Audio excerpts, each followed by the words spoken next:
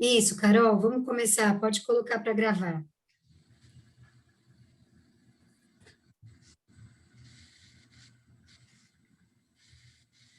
Boa noite, pessoal. É um prazer tê-los aqui conosco. Meu nome é Ludmila.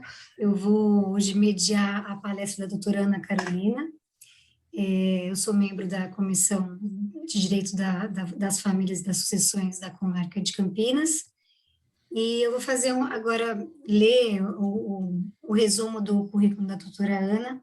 E em seguida, eu vou passar a palavra para ela. Depois da palestra, se vocês tiverem qualquer pergunta ou quiser bater um papo, conversar rapidinho com ela, fiquem à vontade. Só peço que sinalizem no chat ou levantem a mão, que aí a gente vai seguindo uma ordem. Tá joia? Boa noite, doutora Ana. É Boa noite. um prazer ter você aqui com a gente. Tenho certeza que nós vamos aprender muito. E a doutora Ana é advogada atuante nas áreas do direito imobiliário e da família e das sucessões, pós-graduada em Direito de Família e Sucessões pela Faculdade Legale, pós-graduanda em Direito Civil e Processo Civil pela EPD, professora de cursos jurídicos com ênfase em Direito de Famílias e Sucessões e membro consultora do GDFAM. Passo a palavra para você, doutora Ana, fica à vontade e muito obrigada novamente. Obrigada, Ludmila. Boa noite, né, a todas e a todos. Quero agradecer aqui ao convite para participar desse evento de hoje, né, deixar aqui o meu cumprimento ao doutor Daniel, doutor Décio, doutora Marina, né, e a você, e também a todos os presentes. Hoje a gente tem a difícil tarefa de falar sobre o sistema atual de adoção. Eu vou pedir licença para vocês para ir direto ao ponto, né?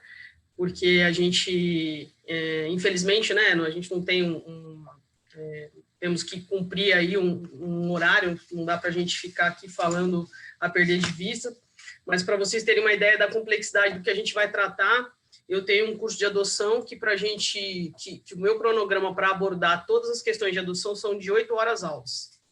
Então, eu vou tentar aqui, como eu disse, comentei com a doutora Ludmila, fazer um resumo do que é mais relevante e mais importante para a gente discutir, e principalmente pensando naqueles colegas, né, que desejam atuar na área de adoção, para a gente poder destacar aqui o que a gente tem que tomar mais cuidado, e ao final vocês fiquem à vontade para tirar dúvidas, questionar, trazer algum caso prático que queiram discutir, eu sigo aí à disposição de vocês, tá?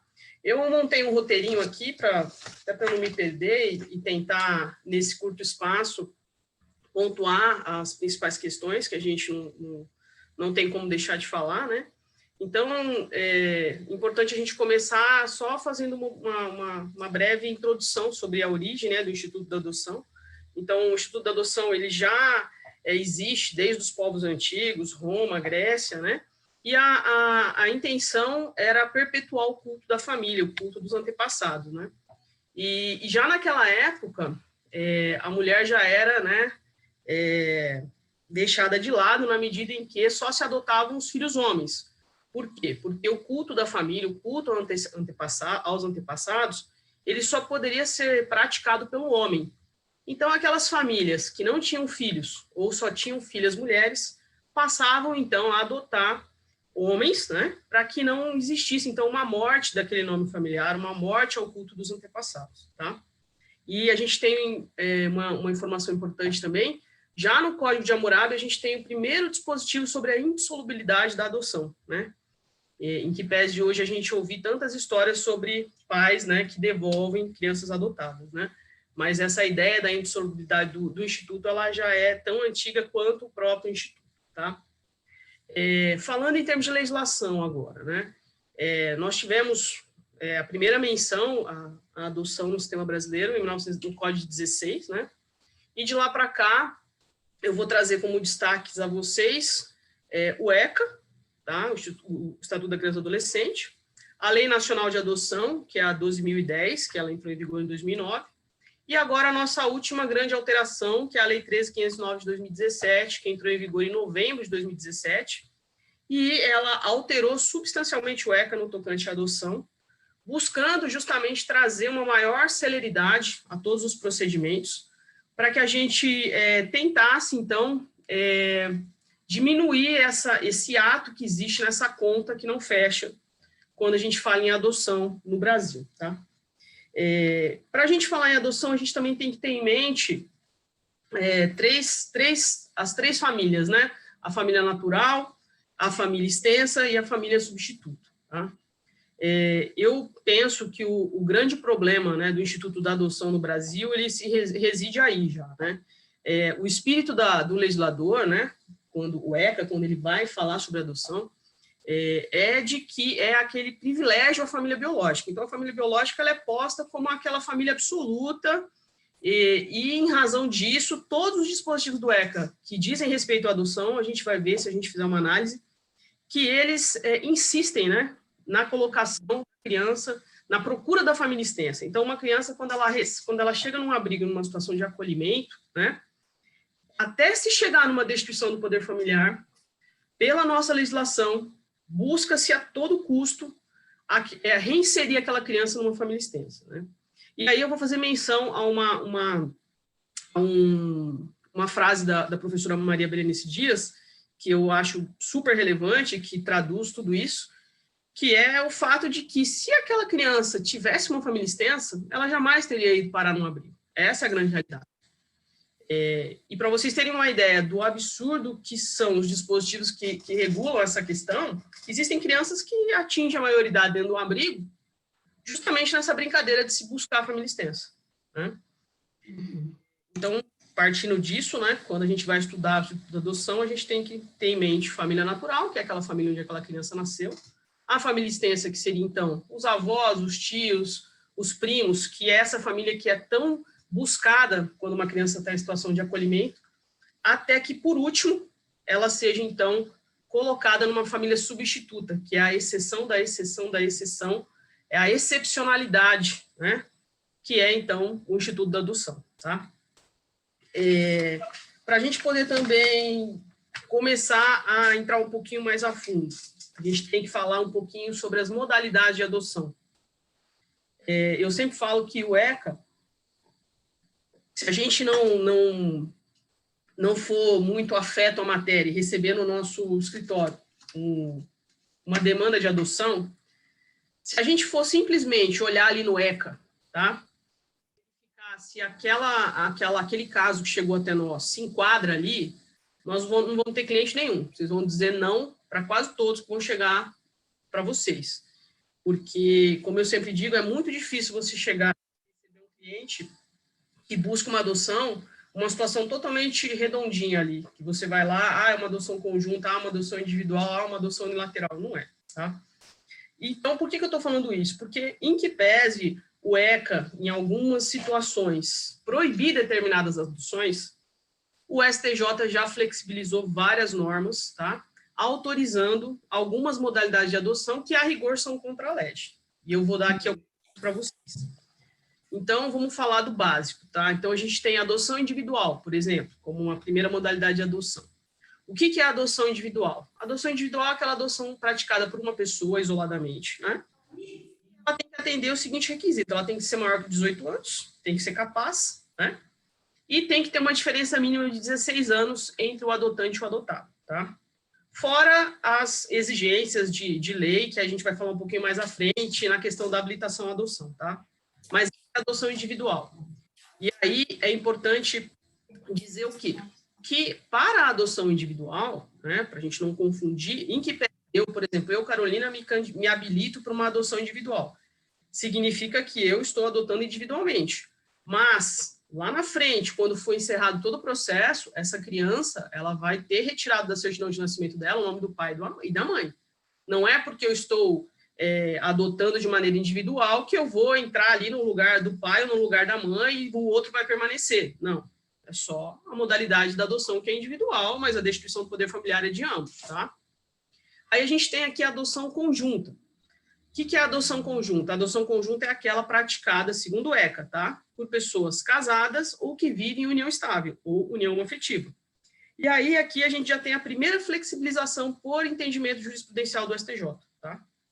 Então, vamos supor que chegue uma demanda para vocês, né? A gente tem já decisões do STJ sobre adoção anaparental, por exemplo.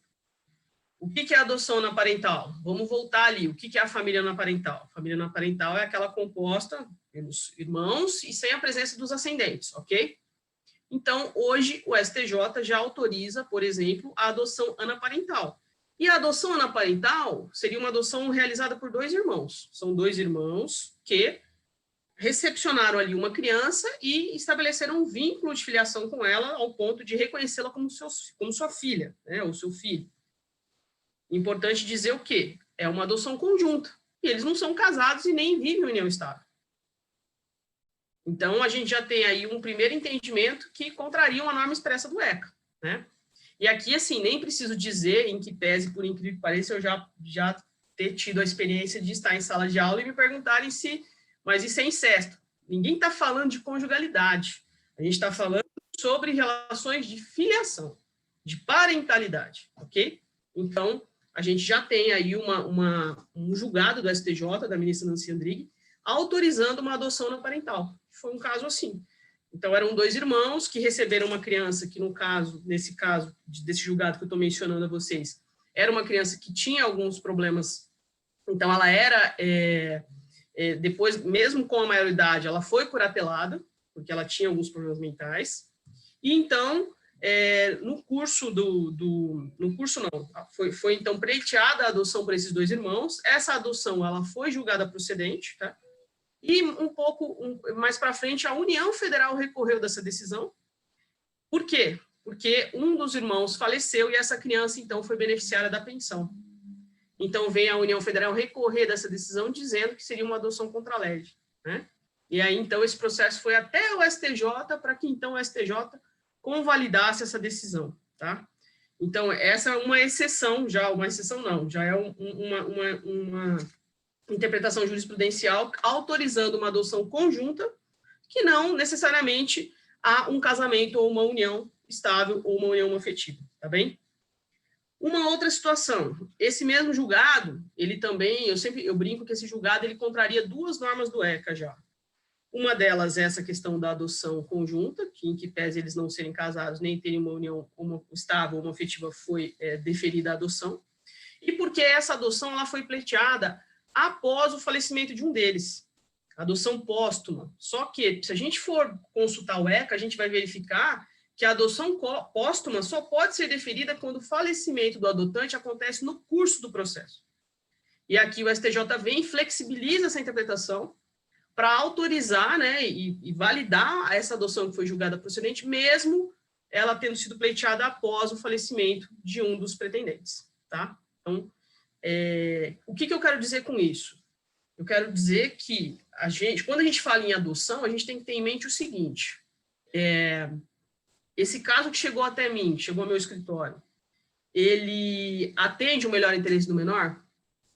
Ele prioriza os interesses do adotado? Se a resposta for sim, vocês têm um caso com uma viabilidade gigante de ser julgado procedente, ainda que seja no STJ.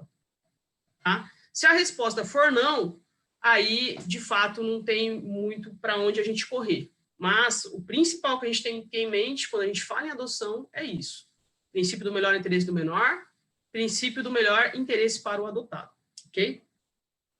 Vamos dar um outro exemplo de adoção que é proibida pelo ECA, mas que também já foi flexibilizada pelo STJ. Adoção avoenga. Se a gente pegar lá o ECA, não é permitido. Não é permitida a adoção por avós e não é permitida a adoção por irmãos. Tá? Por que não é permitido? Para que não haja ali uma confusão naquele vínculo de parentalidade. Tá? Em que pese existirem doutrinadores que digam que a questão da proibição da adoção avoenga é um interesse público, né? Para que, então, num caso de falecimento, aquele benefício do INSS não fique ali na família ainda mais um tempo, tá? O STJ também, uma outra decisão da ministra Nancy Andrighi, flexibilizou essa regra, autorizando uma adoção avoenga, em caso excepcionalíssimo, né? O que aconteceu nesse caso? esse casal tinha uma filha, tá? E essa filha foi estuprada. E resolveram levar a termo a gestação, só que essa menina, quando ela deu à luz, ela não teve condições de receber aquela criança. E os avós, então, assumiram os cuidados dessa criança desde do primeiro dia de vida, né? E assim seguiram, até que, em determinado momento, buscaram a regularização dessa situação, requerendo a adoção dessa criança. E aí, dado a excepcionalidade da situação, foi, então, autorizada a adoção por esses avós, tá? Uma outra modalidade de adoção também muito comentada, que também já foi divulgada de maneira muito incorreta, a adoção afetiva, né? Se vocês lerem alguns artigos por aí, vocês fizerem alguma pesquisa sobre adoção afetiva, vocês vão chegar a ler pessoas dizendo que a adoção afetiva era proibida no Brasil. Nunca foi. Nunca foi. O que acontece é que a gente tem que ter em mente que a gente tinha uma realidade até 5 de maio de 2011 e outra realidade depois de 5 de maio de 2011. E o que aconteceu em 5 de maio de 2011? 5 de maio de 2011, inclusive esse ano a gente tem 10 anos desse julgamento, o STF julgou a ADI 4277, a DPF 132, tá? E igualou as uniões homoafetivas às uniões estáveis para os mesmos direitos e deveres. A partir dali, um casal homoafetivo começou a ter a possibilidade de se casar e de viver e de regularizar a sua união homoafetiva, tá? A partir daí, esse mesmo casal passou a atingir, então, a exigência do artigo 42 do ECA sobre a adoção conjunta. Então, ele começou a conseguir se habilitar de forma conjunta à adoção. O que existia antes? Antes existia a adoção individual, por exemplo, né? Então, uma pessoa homossexual ia lá e se habilitava individualmente à adoção. Mas, ainda assim, existiram alguns casos de adoção conjunta, mesmo antes, tá? Por julgados. Um exemplo que a gente tem, o juiz Ciro Darlan, que era um juiz do Rio de Janeiro, que em 1997 julgou procedente o primeiro pedido de adoção conjunta por homossexuais, tá? Mas eram situações excepcionalíssimas. A rigor, elas eram indeferidas. É lógico que tinha um cunho de preconceito? Sim, lógico que tinha. Pois não só tinha, como ainda tem, tá? Posso citar para vocês um julgado razoavelmente recente do interior de Santa Catarina, numa ação de habilitação à adoção, salvo engano é de 2017 ou 2018, em que, numa ação de habilitação à adoção, que eu já vou explicar para vocês o que o juiz julga procedente a ação de habilitação à adoção para que esse casal homoafetivo adote uma criança, vá para a fila, né, da adoção. Então, o promotor de justiça ele vem recorrer dessa decisão, dizendo que ele deseja uma complementação do estudo social, porque ele quer que seja identificado o início da homossexualidade, tá? E ele também quer que seja identificado quem exerce que papel na relação. Meu Deus. Como se numa relação afetiva eu tenha que ter um homem e uma mulher naqueles papéis, né? E a bem da verdade, esse caso, por exemplo, é uma adoção afetiva de 2 homens, né? E o que acontece num casal homoafetivo de 2 homens? A ideia é não ter uma mulher, não é verdade? Então, como que a gente vai identificar quem que é homem e quem é uma mulher? Então, esse mito da adoção afetiva, né? Ele já existiu, hoje bem menos, mas ainda é necessário se atentar para essas questões, porque a gente ainda tem, sim, muito julgamento preconceituoso nesse sentido, tá? E daí já vem a questão da necessidade do advogado nesse processo, que eu também já vou falar um pouco mais adiante. Pois bem, então, assim, a gente feito esse recorte sobre as modalidades de adoção, tá? Vamos falar também agora sobre o Sistema Nacional de Adoção e Acolhimento, antes que eu explique para vocês como que é o passo a passo dessa questão da adoção no Brasil, tá? Então, antes, até 2017, até 2018, nós tínhamos o Cadastro Nacional de Adoção, tá? CNA. De 2017, 2018 para cá, esse cadastro ele sofreu uma alteração e ele se chama atualmente Sistema Nacional de Adoção e Acolhimento. O que mudou? Basicamente, o que mudou foi o seguinte, quando a gente tinha o Cadastro Nacional de Adoção, se vocês fizessem lá uma pesquisa, no CNJ, você ia lá no site do CNJ e gerava uma série de relatórios sobre quantidade de crianças, quantidade de pretendentes, tudo mais. E aí a gente já começa a identificar um dos grandes problemas do sistema de adoção no Brasil, tá? Então, se a gente entrar lá nesse Cadastro Nacional de Adoção, atualmente Sistema Nacional de Adoção, a gente vai ver que hoje a gente tem mais ou menos uns 40 mil pretendentes habilitados. Ou seja, são pessoas que passaram por o processo de habilitação à adoção, que a gente já vai explicar como é que funciona, e estão lá habilitadas aguardando uma criança, tá? E a gente tem mais ou menos umas 10 mil crianças em situação disponíveis para adoção. Ou seja, são crianças que já concluíram o processo de destituição do poder familiar e estão ali 100% disponíveis. E por que a conta não fecha? A conta não fecha, num primeiro momento, porque desses 40 mil pretendentes habilitados, o perfil de crianças eleito para se adotar não bate com aquelas que estão disponíveis. Então, a maioria das pessoas busca adotar um recém-nascido, busca adotar uma criança branca, não aceita adotar irmãos, não aceita adotar crianças com problemas, né? E aí, se a gente for fazer gerar um relatório, agora eu já nem consigo gerar mais, que depois que virou esse Sistema Nacional de Acolhimento, de adoção e acolhimento, é praticamente impossível se gerar um relatório desse. Mas se a gente fosse gerar um relatório pelo antigo Sistema Nacional de Adoção, a gente ia ver que a maioria dessas crianças que estão lá disponíveis já são de idade mais avançada, são negras, têm irmãos, possuem algum tipo de problema de saúde, né? E com isso, a gente não consegue fechar essa conta. O que esse Sistema Nacional de Adoção e Acolhimento fez? Ele juntou os cadastros de pretendentes à adoção com o cadastro das crianças que estão disponíveis à adoção, com o cadastro das crianças em situação de acolhimento. E ele transformou isso num cadastro único, tá? E passou também a inserir alguns alertas nos sistemas das varas de infância e juventude. Que alertas são esses? A gente já vai falar sobre a Lei 13.509 de 2017, que é a lei que alterou substancialmente o ECA, buscando dar celeridade a esses processos, né? E essa lei, ela instituiu muitos prazos que não existiam no ECA. Então, hoje a gente tem prazo para concluir um processo de adoção, prazo para concluir um processo de habilitação à adoção, a gente tem prazo para o estágio de convivência, a gente tem prazo para o Ministério Público entrar com a ação de destituição do poder familiar a partir do momento que ele recebe o relatório do abrigo, da situação do acolhimento da criança, tá? Então, esse sistema nacional de adoção e acolhimento, né, linkado com as varas de infância e juventude, ele vai dar alertas para esses juízes sobre aqueles processos. Ó, por exemplo, esse processo aqui está há muito tempo aqui, o prazo já está, enfim, né? A ideia foi basicamente essa, tá? Agora, como que a gente... Vamos entrar na parte prática um pouquinho para ver se a gente consegue avançar e a gente entender como é que a gente entra nesse Sistema Nacional de Adoção e Acolhimento. Então, pessoal, basicamente o processo de adoção no Brasil hoje ele se divide em duas etapas. Então, a gente tem a primeira etapa, que é o processo de habilitação à adoção, tá? O que é esse processo de habilitação à adoção? Esse é o processo em que eu, Carolina, pretendente à adoção, vou fazer prova da minha capacidade de adotar, tá? E como é que eu faço isso? Se vocês buscarem essa informação lá no CNJ, tem até um infograma que tem lá o passo a passo do processo de habilitação à adoção.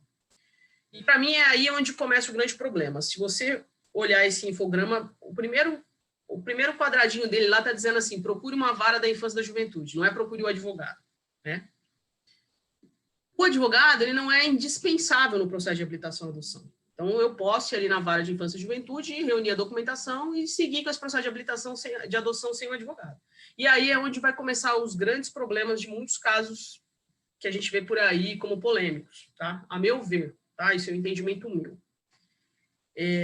O que eu tenho que fazer nesse processo de habilitação à adoção? Primeira coisa, eu te aconselho, procure um advogado, tá?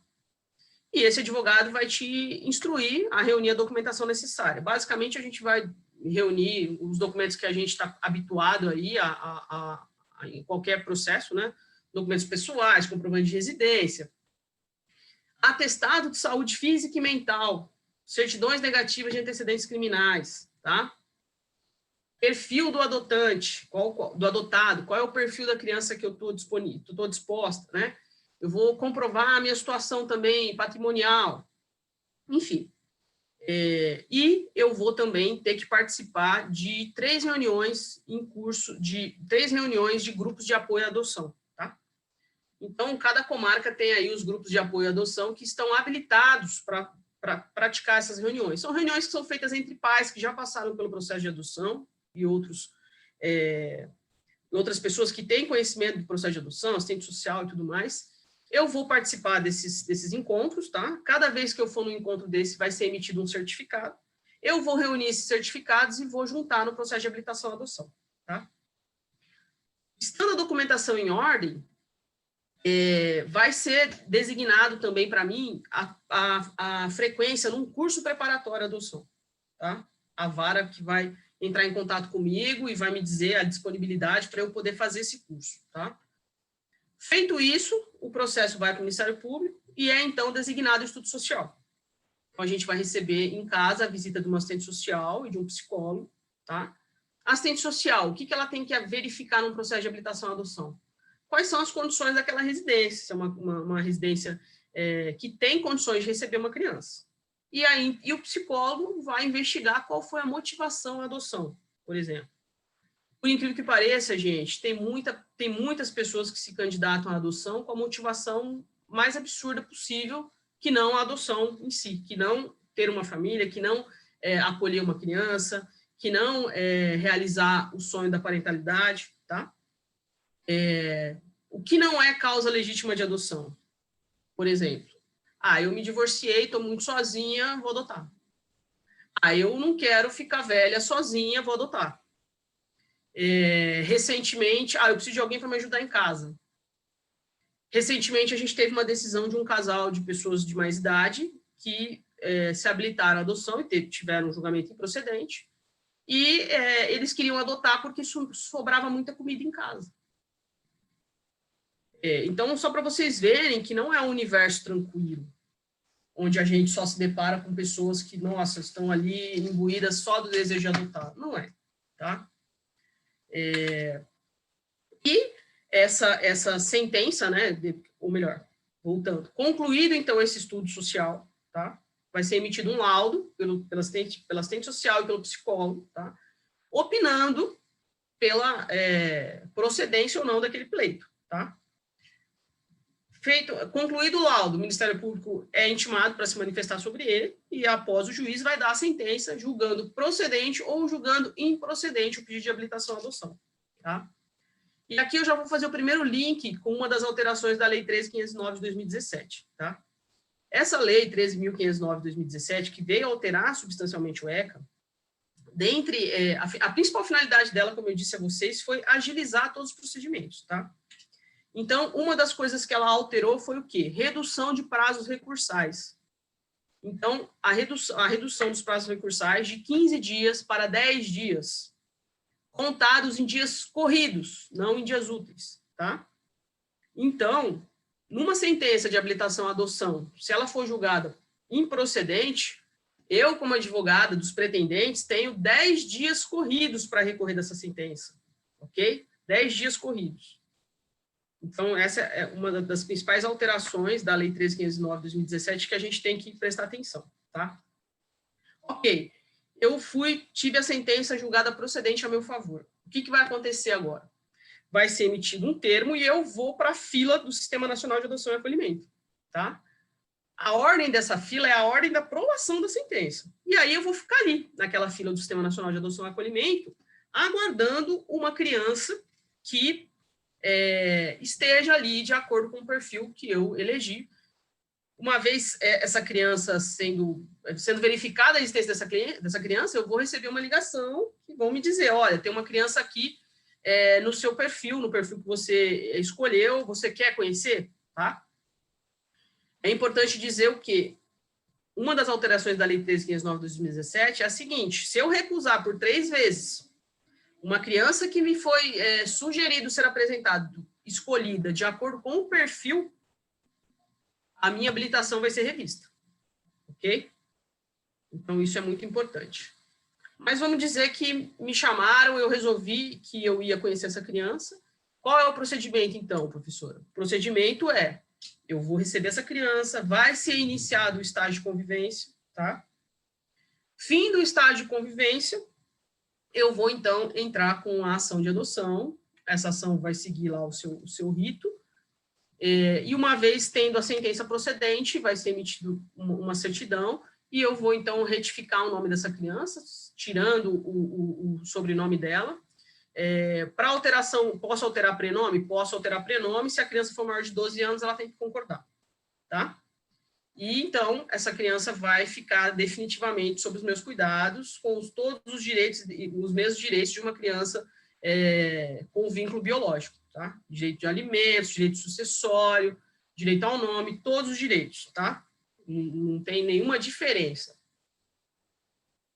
Voltando agora, então, para as alterações da Lei 13.509. Eu vou trazer aqui para vocês alguns destaques que eu separei aqui como os que eu entendo como mais importante, e aí a gente passa a fazer um breve comentário que a doutora Marina tinha me pedido sobre o caso Vivi, guardadas, obviamente, né, as suas proporções, no sentido que eu não vou comentar o caso, eu vou comentar as matérias que saíram sobre o caso, e a gente sabe, como advogado, a gente não tem como comentar o caso. Primeiro, que seria antiético, segundo, que a gente não tem acesso, né, ao processo, então o que a gente pode falar é em cima do que foi ventilado e sempre numa situação hipotética, tá? Então, o que eu vou destacar para vocês aqui de principais alterações da Lei 13.509 de 2017? Primeira coisa, a gente já falou, a redução dos prazos recursais de 15 para 10 dias, prazos contados em dias corridos e não dias úteis, tá? Aí a gente tem aqui instituição de prazo para finalização da ação de habilitação à adoção e da ação de adoção. O ECA não previa prazo para se concluir essas ações. A Lei 13.509 de 2017 instituiu essa previsão. Então, hoje a gente tem o prazo de 120 dias para concluir a ação de habilitação à adoção e 120 dias para concluir a ação de adoção, tá? Podendo esse prazo, mediante justificativa, ser prorrogado por igual período.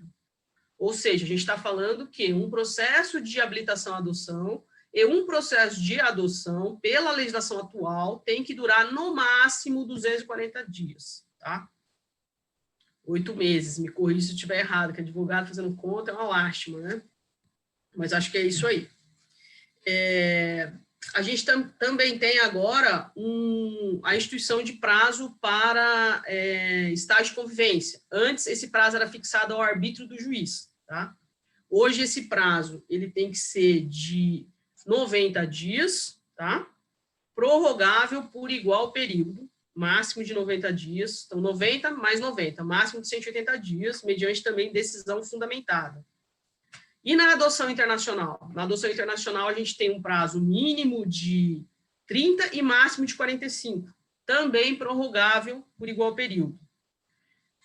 Aproveitando que eu fiz essa menção à adoção internacional, quando a gente estava falando sobre as modalidades de adoção, eu esqueci de fazer menção à adoção internacional. O que é importante vocês saberem com relação à adoção internacional? Primeiro, se a adoção já é caráter excepcional, a adoção internacional é excepcionalíssima, tá? Então, uma criança só é liberada para adoção internacional se não tiver um pretendente aqui na adoção. Vou com a minha gatinha aqui tentando me escalar. Desculpa. Se não tiver um pretendente na adoção nacional, tá? Outra coisa, a adoção internacional é aquela que é procurada por qualquer pessoa que more fora do Brasil. Não quer dizer que tem que ser necessariamente estrangeiro. Se eu tenho um casal de brasileiros que mora fora do Brasil, é a adoção internacional, tá? O que é importante na adoção internacional? Só podem adotar no Brasil, internacionalmente, pessoas que residam em países signatários da Convenção de Haia. Se o teu cliente não morar num país signatário da Convenção de Haia, não é possível a adoção no Brasil, tá? Ele teria que fazer uma adoção em um outro país e depois homologar essa sentença de adoção aqui no Brasil, ok? Um exemplo de país não signatário da Convenção de Haia, Emirados Árabes, tá? Um casal que mora nos Emirados Árabes não consegue adotar aqui no Brasil, ok?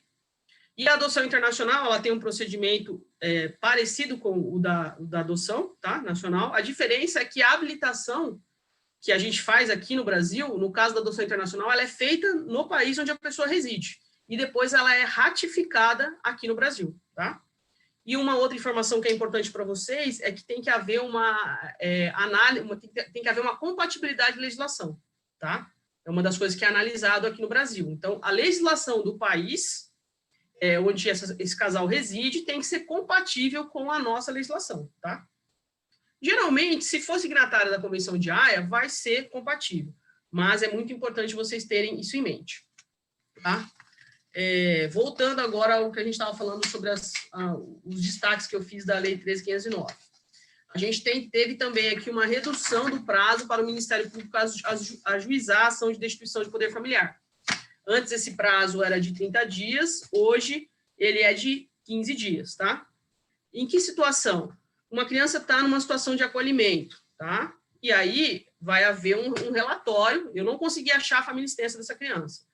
Então, essa entidade vai fazer um relatório informando ao Ministério Público, olha, eu estou com uma criança aqui em situação de acolhimento, não tem família extensa, então ela está aqui, vamos dizer assim, apta para um processo de adoção. A partir do momento que o Ministério Público recebe esse relatório, ele tem, então, esse prazo agora de 15 dias para entrar com a ação de destituição do poder familiar, tá? Uma outra alteração. Agora, a gente também tem um prazo para ajuizar a ação de adoção. Finalizado o prazo do estágio de convivência, eu também tenho um prazo para ajuizar a ação de adoção, tá? São 15 dias. Uma outra normativa que foi alterada. E a última, não é a última, tá, gente? Mas a última das que eu destaquei, porque são mais de 100 artigos que foram alterados, tá? A última que eu destaquei é a alteração do artigo 1638 do Código Civil. O artigo 1638 do Código Civil, ele traz as hipóteses de destituição do poder familiar. E a Lei 13.509 de 2017, o que ela fez? Ela veio para inserir o inciso 5 nesse artigo. E agora, também é causa de destituição do poder familiar a entrega do filho a terceiro de forma irregular para fins de adoção. Tá? Então, hoje, aquela mulher que teve o seu filho e resolveu que não quer ficar com ele e quer que ele seja adotado pela vizinha que ela conheceu, ou por alguém que deu um suporte, o que a gente chama de adoção intuito personae, né? Ela, hoje, né, hoje não, desde novembro de 2017, essa mulher vai ser processada e vai ser requerido a destituição do poder familiar dela por essa causa, tá? Esse artigo, ele veio o quê? Ele fechou o cerco ainda mais com relação às adoções intuito personae, tá? Então, concluindo, hoje no Brasil, para um casal adotar uma criança, ele tem que estar cadastrado no Sistema Nacional de Adoção. Ele tem que ter passado pelo processo de habilitação à adoção e tem que estar lá cadastrado. E essa criança tem que ser apresentada a ele por um juízo da Vara da Infância e Juventude. Não adianta também ele estar habilitado e ele recepcionar uma criança que não foi por aquela via, tá? Mas só existe essa hipótese, não tem outra hipótese. Existem só 3 exceções, tá? De crianças que podem ser adotadas fora do cadastro do Sistema Nacional de Adoção e Acolhimento. Essas hipóteses, elas estão trazidas no artigo 50, parágrafo 13 do ECA, tá? Inciso 1, 2 e 3. O primeiro inciso, adoção unilateral. Ou seja, eu, Carolina, tenho 2 filhos do meu casamento anterior e o meu marido ou a minha esposa abandonaram as crianças e eu tenho um novo relacionamento. E, em razão do vínculo que esse meu outro relacionamento estabeleceu com os meus filhos, essa pessoa vai lá e busca uma adoção unilateral. Ou seja, eu já sou a mãe das crianças e vai ser perfilado essa outra pessoa na certidão de nascimento após uma ação de destituição do poder familiar, ok? Essa é uma hipótese.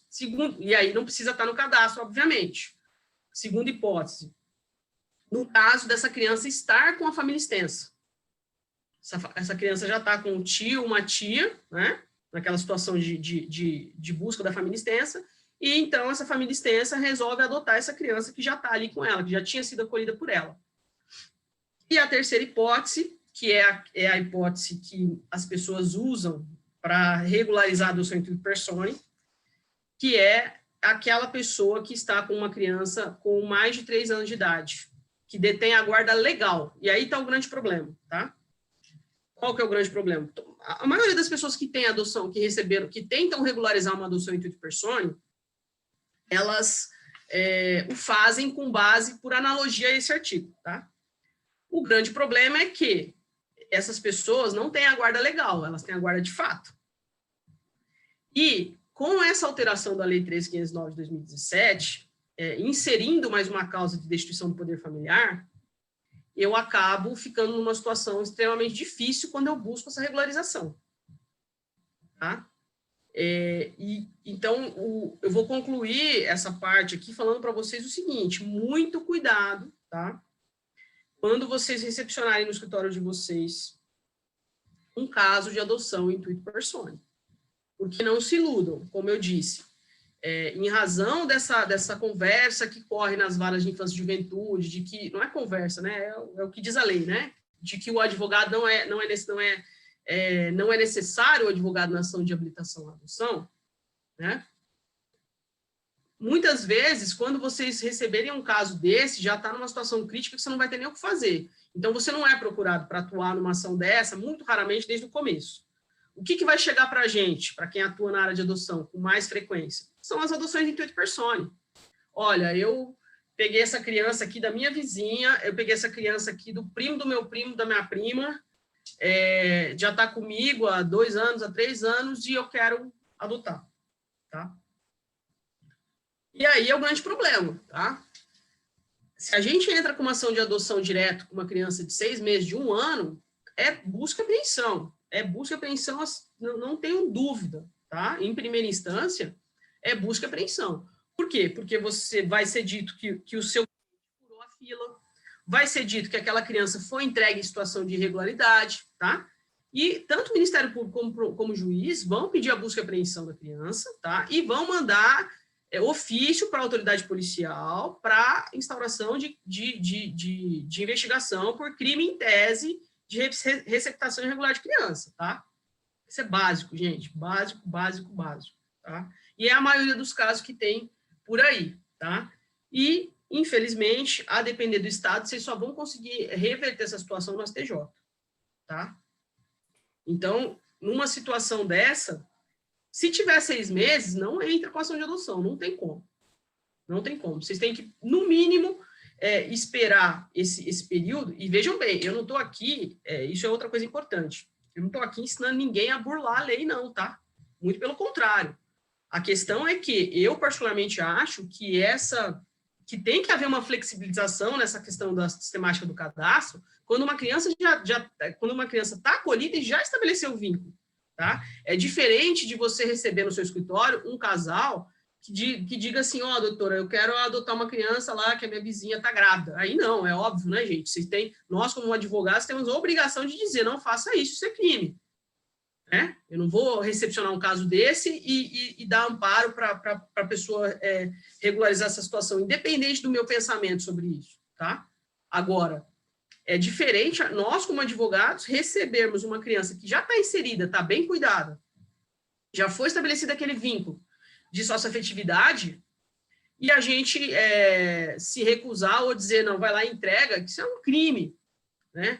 Então, o princípio do melhor interesse do menor e o princípio do melhor interesse do adotado, ele tem que estar acima disso tudo. Eu entendo que essa normativa toda ela tem uma finalidade que é essa que eu estou explicando para vocês, evitar adoções por pessoas que não têm condição de adotar ou que não têm uma motivação genuína, tá? Mas a gente também não pode ignorar a realidade dessa criança que já está ali acolhida, bem cuidada e bem tratada, e tirar essa criança e colocar num abrigo porque aquele casal furou a fila. E aí, antes de acabar, eu vou contar um caso meu para vocês entenderem a dificuldade que é da gente atuar nessa seara, tá? Com relação agora ao caso Vivi, tá? Eu vou fazer um comentário com base em uma matéria de jornal aqui que eu separei, tá? Então, essa matéria aqui saiu no site do UOL, tá? Então, ele fala assim, ó, a Justiça de Minas Gerais determina que Vivi, adotada, vejam a expressão, adotada há 6 anos, seja entregue à avó paterna. Tá? Aí segue a matéria. A família adotiva, vou pedir para vocês um segundo, que eu vou fechar minha câmera para pegar esse demônio que está escalando a minha cadeira aqui, só um segundo, desculpa.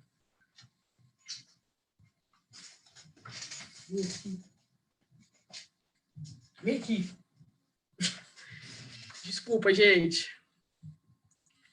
Mil desculpas, mas tá terrível a situação.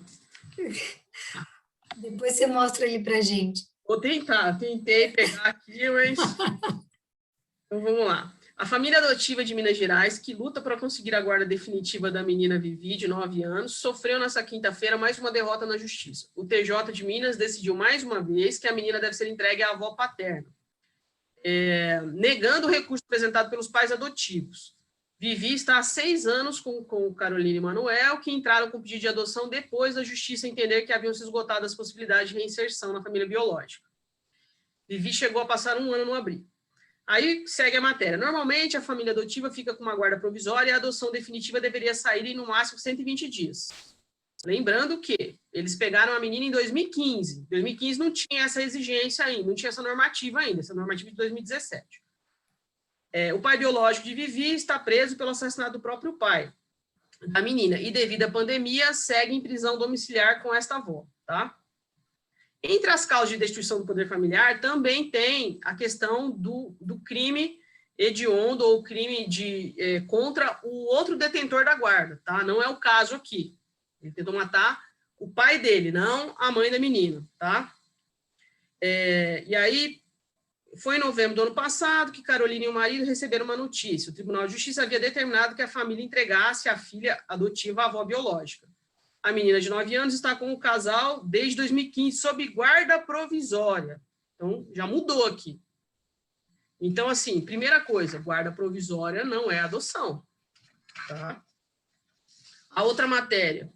Nas últimas semanas, tem sido divulgado em mídia o caso polêmico da adoção de Vivi, uma criança mineira de 8 anos que, após 6 anos de convivência com os pais adotivos, pode voltar a morar com a avó biológica. Isso porque o TJ de Minas determinou que a menina seja devolvida à avó paterna. Aí, agora, aqui, a gente começa a entender um pouquinho mais, tá? A situação. A criança foi adotada quando tinha 2 anos de idade.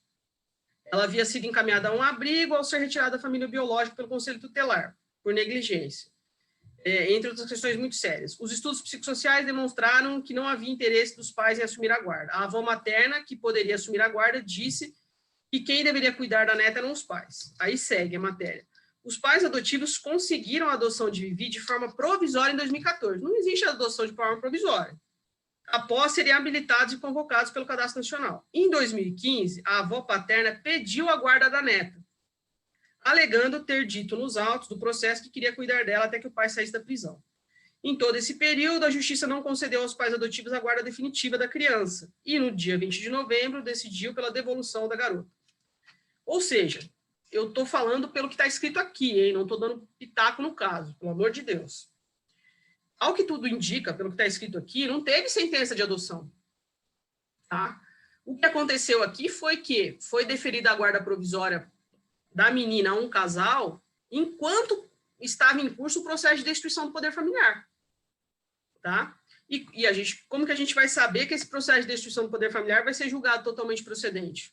Eu não estou aqui querendo arrumar culpado, não é isso não, mas a gente tem, como advogado, e o pretendente à adoção tem que ser estimulado a procurar um advogado, para ele poder entender os riscos e poder saber o que ele pode fazer numa situação dessa. E aqui, o que dá a entender? Naquela época, não existia prazo para a conclusão do processo de adoção, nem de habilitação à adoção, não existia nada disso, não existia prazo para a conclusão do processo de destituição do poder familiar, enfim. No ano seguinte, ela vai lá e já pede a guarda. A avó pede a guarda da criança. Ou seja, já ferrou o andamento do processo de destituição do poder familiar, com perdão da gíria. Por quê? Porque agora eu já tenho uma oposição. E, pelo visto, em segunda instância, esse julgamento pela improcedência do pedido de guarda foi revisto. Por alguma razão. Não se sabe qual. tá? E aí, gente, pode ter 1 milhão de coisas. Vou começar agora dando um primeiro exemplo. Tem um caso, eu dei um curso de adoção tem um mês, mais ou menos, e tinha bastante gente lá do Ceará. E uma das meninas me contou um caso de lá, tá? Em que a criança foi entregue para o casal, estava habilitado, bonitinho, recém-nascido, que é super raro, acho que com 2 meses. E aí, então, verificou-se que o casal não tinha feito o curso preparatório. Lá na ação de habilitação à adoção. Conclusão, tiraram a criança. Agora eu pergunto, se tivesse um advogado nesse processo de habilitação à adoção, isso ia passar? Não. Requisito essencial. Então, assim, eu não estou dizendo que o sistema está certo, eu não estou dizendo que essas decisões estão certas, eu não estou dizendo que não exista falha no sistema. É óbvio que existe tudo isso. Mas é muito comum a gente ver situações de pessoas que optaram por encarar um processo de adoção sem advogado. E aí, quando o advogado é procurado, às vezes é tarde. E agora eu vou contar para vocês, para a gente poder encerrar e eu poder abrir para as perguntas, um caso meu, tá? É um caso que eu já estou há mais de 3 anos patinando e tenho muito medo de qual vai ser o desfecho dele, tá? E o casal, ele estava habilitado, estava lá bonitinho, habilitado no sistema, tá? Aguardando uma criança. Nesse ínterim, eles tomaram conhecimento, eles tinham família no interior da Bahia, e a família inteira sabia que eles estavam no cadastro e queriam adotar uma criança, e uma dessas pessoas da família falaram, olha, tem uma menina aqui que está grávida, e ela não quer a criança. Vocês não querem ficar com a criança? Não, mas como é que a gente está aqui habilitado? Não, mas fica tranquila, é tudo regular. E essa pessoa que fez esse indicativo, na época, era servidora pública do Poder Judiciário, ou seja, né, eles tinham uma confiança no que estava sendo dito, tá? E eles foram para conhecer essa menina, mãe adolescente, a criança nasceu, eles foram se inteirar, não, indicaram o advogado, não, procura aqui o advogado, tal, pegaram a criança, tá? O advogado, no dia seguinte que a criança nasceu, entrou com ação de adoção lá na cidade, tá? O juiz marcou uma audiência, deferiu a guarda provisória, não tinha nenhuma pessoa habilitada lá no cadastro deles, tá? E eles vieram para São Paulo com essa criança. E lá, na audiência, foi dito assim a eles. Eles perguntaram, mas a gente está com o processo lá, o que a gente faz? Vocês vão fazer o seguinte, vocês vão chegar lá, liga na vara e avisa para tirar vocês do cadastro que vocês já estão com uma criança. Ah, só isso? Só isso, tá bom. Vieram para cá, ligaram, fizeram tudo que foram instruídos a fazer. Conclusão, tá? 3 semanas depois, estão eles lá, felizes da vida, aguardando o estudo social, porque a ação de adoção continuou correndo. E aí, então, foi determinado o estudo social que veio pedido aqui por carta precatória. Busca e apreensão. O menino ficou 6 meses no abrigo, aí essa mãe teve que correr para cá para dizer que desistia da entrega da criança. E quando o caso chegou no meu escritório, a única coisa que tinha era o inquérito policial, porque o advogado não recorreu. A ação de adoção foi julgada improcedente, o Ministério Público entrou com uma ação de destituição de poder familiar contra a menina, e ninguém recorreu de nada. Nossa. Conseguiram tirar essa criança do abrigo, enfim, mas ali já tinha, e não deixaram de amparar desde então. Não deixaram de amparar desde então. Quando eu fui procurada também, eles me relataram que, tipo, desesperados, que continuavam dando suporte, que a menina dizia que não queria entregar para outra pessoa, porque os havia conhecido, tinha confiança de que o filho seria bem cuidado, e que ela não tinha condição nem interesse. Nesse ínterim, a criança atingiu a maioridade, eles batizaram a criança, continuam dando suporte, e aí eu entrei com uma ação de guarda, né, relatando tudo isso, relatando a situação que aconteceu lá, e sem culpa nenhuma daquele juiz, porque eu entendo que ele julgou de acordo com a realidade que ele vivencia ali. Ele flexibilizou? Flexibilizou. Então, vai lá o Ministério Público recorrer. Tá? E agora o processo foi distribuído em junho de 2019, o primeiro despacho saiu o primeiro despacho mesmo sobre o processo saiu agora, semana passada, dizendo o quê? Indeferindo o pedido de guarda provisória, dizendo que só não vai determinar a busca e apreensão porque a gente está numa situação de pandemia, e pedindo para sobrestando o processo por 6 meses enquanto se julga a ação de destituição do poder familiar. Só que essa criança já está com eles há 1 ano e meio, fora todo o suporte que foi dado desde o nascimento. E aí? Né? E para piorar um pouquinho, processualmente falando, eu tenho uma trava, porque a ação de adoção já foi julgada improcedente e transitou em julgado sem recurso. Não. Entende? Então, é muito difícil, gente. É muito difícil. E isso tudo tem uma única razão, na minha concepção, que é esse desestímulo da participação do advogado numa ação de adoção, desde a habilitação. Depois vocês me contem quantos de vocês já receberam no escritório de vocês casais, digo, clientes, querendo contratar vocês para acompanhar uma habilitação à adoção. E essa é a nossa realidade, né? Eu encerro com esse caso, né?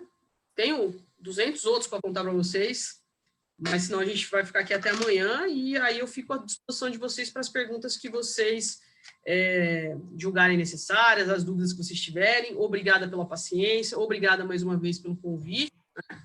E eu vou também deixar depois aqui no meus contatos, no chat, ou então, não sei, peço para a doutora Ludmila se ela pode compartilhar, se tiver certificado a palestra, eu não sei como é que funciona, e eu estou à disposição de vocês. Muito obrigada. Obrigada a você, doutora, foi excelente. Eu não sei, o pessoal pode fazer perguntas levantando a mão. Eu gostaria na verdade, não é nenhuma pergunta, porque você já respondeu, né? Mas esses casos que, no geral, pode ter havido falha, né, no processo ou de habilitação, ou mesmo no processo de adoção, não seria o caso de levar em consideração o princípio do melhor interesse do menor, sempre, já considerando que tem o julgado da Nancy Andrighi e tudo mais, o MP, eles não deveriam olhar, como a gente sabe, que é olhar caso a caso, pensando no bem-estar dessa criança que, às vezes, como você disse, às vezes atinge a maioridade, aguardando a destituição do poder familiar. Essa burocracia, isso não está colocando em risco e prejudicando demais as crianças, os adolescentes? Não, com certeza, com certeza. A forma é privilegiada, né, ao direito, né, e quem sai perdendo são essas crianças, né, porque é óbvio que é um estrago danado na vida de um adulto, de um casal, mas o estrago maior é na vida dessa criança. Sim. Vem com uma história de rejeição, e aí, uma vez recebida e ambientada e já acolhida numa casa, corre o risco de ser devolvida para um abrigo por conta de uma forma que não foi atendida no tempo e modo previsto. Esse exemplo que você deu de uma família que, nem sei se foi esse o tempo que já estava, mas vamos supor, já está com a família, já está integrada, né, inserida na família e tudo mais, há anos, sei lá, 5, 6, 7 anos. Houve uma falha lá, como você deu um exemplo, que não fez o curso preparatório. Gente, eu queria ter... Eu não consigo acreditar que o nosso sistema tire a possibilidade dessa criança permanecer no seio de uma família que já está recebendo amor, está se sentindo mais segura, acolhida, por conta do cumprimento de um excessivo rigor formal, né? Pois não seria o caso de refazer exato. Totalmente é um absurdo, por mais que seja uma criança de tenra idade, não tem cabimento. Houve um erro, tá? Mas o principal erro foi para mim, desse juiz que deu a sentença, sem perceber que estava faltando um curso preparatório, né? E assim, obviamente, fazendo... Pudesse dar a chance, vamos supor, verificou, não foi lá no início, mas ainda está em tempo, abre um pouco, né, Sim, sim. flexibiliza um pouco para a pessoa poder se adequar. É muito, até esse caso Vivi, pelo que você, a sua leitura, mesmo sem entrar muito no mérito, eu já percebo que houveram falhas, né? Mas e agora essa família, então, que está aguardando, só não buscaram a criança ainda porque está nesse período de pandemia, então, na hora que acabar isso. Não, ela já está com a avó, né? Não, então, não, o caso da Vivi, eu não vou lembrar agora aqui de É o cabeça seu caso para a avó. Eu tô pessoal, né? falando, o meu, que eu vou agora fazer um agravo, né? E assim, É, só de como caso crítico para a gente discutir, né? O que foi que eu pensei como estratégia jurídica? Eu não tenho como entrar com ação de adoção. Então, sim, sobrou o quê? Filiação socioafetiva. Então, preparar aí uma ação de reconhecimento de filiação socioafetiva para distribuir por dependência para essa ação de guarda. sim, E, muito provavelmente, só vamos conseguir uma decisão favorável no Tribunal de Justiça da Bahia. Porque, pelo andar da carruagem, pelos despachos que a gente já recebeu, a gente já sabe qual é ele já está sinalizando, né? Qual é a sim. decisão dele. Tem uma pergunta aqui. E a família biológica? É, peraí. O STJ indeferiu o pedido da família extensa no caso da Vivi. Hum, Nesse caso, existe algum risco do casal habilitado iniciar o processo de adoção e não ser julgado procedente? sim. Professor, uma dúvida, por favor. Para um casal que já está habilitado, possui guarda provisória da criança e a família biológica já foi destituída do poder familiar. Nesse caso, existe algum risco do casal habilitado iniciar o processo de adoção e não ser julgado procedente? Sim, né? Sim, sim, porque uma coisa tem nada a ver com a outra, né? Sim. O processo de habilitação Ou segue adoção. o Eu acho que, na RI, verdade, ela está perguntando é a adoção, né? Porque se ela está com a criança na guarda provisória, já foi habilitação, ela já já. fez a habilitação e está com a guarda provisória. Então, É. se a adoção pode ser julgada improcedente. Gente, nós somos advogados, né? Então a gente sabe que não existe garantia de resultado em processo nenhum, né? Sim. Se tiver tudo certo, muito provavelmente não vai ser. Agora, se acontecer alguma coisa aí no meio desse caminho de tudo que tem que ser provado no processo de adoção, e lembrando que, assim como eu comentei com vocês, aquele caso que o Ministério Público recorreu na ação de habilitação à adoção, ele pode recorrer na ação de adoção também. Sim. E os recursos, Mas é eles óbvio que, costumam chegar ao STJ? sim, Tá. É uma outra dúvida, assim, agora no período de pandemia, eu conheço uma pessoa que fez todo o procedimento, aparentemente está tudo ok, eles estão naquela fase de aproximação, né? sim, E é um adolescente. Eles estão fazendo a aproximação de forma virtual. O que é. você acha sobre isso? Eu sei que, assim, o ano passado, o que eles estavam fazendo era assim, crianças que tinham já iniciado o estágio de convivência presencialmente, eles estavam até flexibilizando o prazo por conta da situação de pandemia, né? Uhum, O grande impacto se deu nesses casos que não havia começado, né? sim. O seguinte, o ano passado se falava que teria que se aguardar a situação para começar o estágio de convivência, né? Ou aproximação. Entre isso e fazer virtualmente, eu prefiro que faça virtualmente, que pelo menos é alguma forma de De não. não brecar, né? É, Sim, mas é óbvio que a gente sabe que não é o ideal, né? tá. Bom, vamos ver se tem mais alguma pergunta. Professora, por favor, libera o curso de prática de adoção. Ah, Sim, é. vamos levar isso para o doutor Eu, Daniel para veja ver uma. ali, eu tenho bastante gente me cobrando, inclusive, e eu vou. Quem não tiver meu Instagram, me segue lá, que aí que eu vou disponibilizar uma lista daqui, acho que semana que vem. É que, assim, para quem não, eu não vou falar aqui para vocês, né? Eu testei positivo para Covid e eu fiquei aí quase 20 dias parada, totalmente parada, né? E agora que eu estou retomando, Ainda estou até super feliz, que eu nem me faltou o ar. Estou retomando. Então, eu estou com muito prazo atrasado, gente. Muita coisa atrasada, já era até para ter saído isso. Mas me sigam lá, ó, para quem não tiver aí. Peraí, que eu sou péssimo com esse negócio de tecnologia. É prof. Mendonca. Eu vou colocar aqui. Que eu vou soltar uma lista aí de interessados para ver como é que a gente gerencia isso. Tá certo. Bom, eu acredito que a gente possa encerrar. Eu gostaria de mais uma vez agradecer a disponibilidade, ainda mais se está se restabelecendo de, né, ficou doente, eu agradeço muito, excelente a aula, excelente. Agradeço também em nome da OAB de Campinas, doutor Daniel, o doutor Décio, que é o presidente da nossa comissão, e volte sempre, vamos pensar em outros temas, aliás, tem muito ainda para se abordar, né? Sim, e pelo visto, se você abrir um curso aí, o pessoal no ESA vai em massa. Eu finalizei o último agora em março e também, pelo menos no final de maio, já deveria estar lançando o próximo. Vamos ver se eu vou conseguir, tá? Tá bom. E aí eu vou aproveitar, Ludmila, antes de falar, vou deixar uma sugestão aí, tá?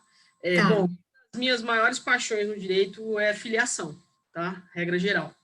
E eu tenho tratado muito, não sei se vocês já ouviram sobre o tema, tá? E hoje, inclusive, a maior quantidade de ações no meu escritório é sobre essa temática, que é a dupla maternidade na inseminação caseira. É um tema extremamente polêmico, que recebe aí muito preconceito, mas que até foi objeto de uma matéria péssima do Fantástico, com todo respeito. Então, eu vou deixar aí como sugestão para você. Com certeza. A gente fazer uma palestra sobre, que, principalmente nesse ano, né, que a gente vai fazer 10 anos do julgamento da DPF 132 e da ADI, e eu acho que é bacana a gente tratar essa temática. Eu fico à disposição de vocês caso haja interesse. Com certeza. Depois eu consulto a sua disponibilidade, né? Agora você vai retomando. Quem sabe em maio, quem sabe no mês que vem, no final do mês que vem. Claro, estou à disposição, sempre. Então tá joia. Obrigada, pessoal. Teve bastante gente aqui acompanhando a aula. Eu agradeço mais uma vez. Obrigada, doutora. Eu que agradeço. Um abraço para todo mundo aí. Um abraço. Tchau, tchau.